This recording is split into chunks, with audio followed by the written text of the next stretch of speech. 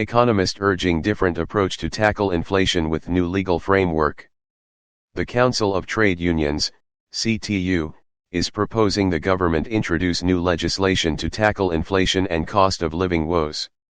It comes amid grim economic forecasts for New Zealanders and predictions of a recession in 2023. The Council's chief economist Craig Rennie believes an Inflation and Incomes Act would set binding targets for the government over time. A lack of long-term economic planning is being blamed by the CTU for the cost of living crisis. A report into the legislative proposal states inflation was seen as a short-term crisis associated with international economic disruption. In reality, it is a long-term issue associated with New Zealand's present economic model. This model has delivered decades of underinvestment in the economy and in the public realm.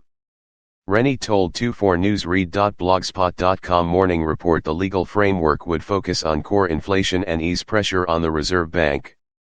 The Reserve Bank would still have the role it has right now to target general inflation, he said.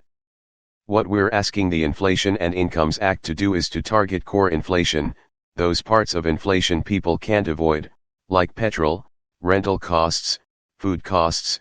We think those things are complementary. If that core inflation is lower because we've acted in ways to increase supply, to get rid of bottlenecks, to increase competition, then actually that makes the Reserve Bank's job in tackling general inflation a lot easier. Rennie called on the government to revisit the Commerce Commission's report into the grocery market. Supermarkets are making $1 million a day in excess profits in New Zealand. The government is however advancing law changes designed to press supermarket retailers into wholesaling groceries to rival retailers on more competitive terms, making it tougher for supermarket owners to use land covenants to hamper competitors. Cabinet is expected to consider whether it should consult with the public on the idea of forcing Countdown and Foodstuffs to sell some of their stores or chains to help make way for a third competitor. Rennie said the act would function in a similar way to the Child Poverty Act. It sets binding targets for the Crown over time, he said. We want to see over the period of time, the Crown have to demonstrate how its policy suites will be delivering a stabilizing and lowering of inflation on those core parts. How do we get more people out of housing stress?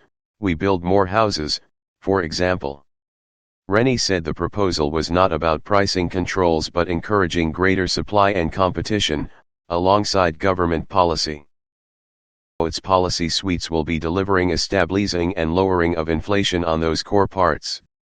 How do we get more people out of housing stress? We build more houses, for example. Rennie said the proposal was not about pricing controls but encouraging greater supply and competition, alongside government policy. Alongside government policy. Subscribe our YouTube channel and click our bell icon for new videos.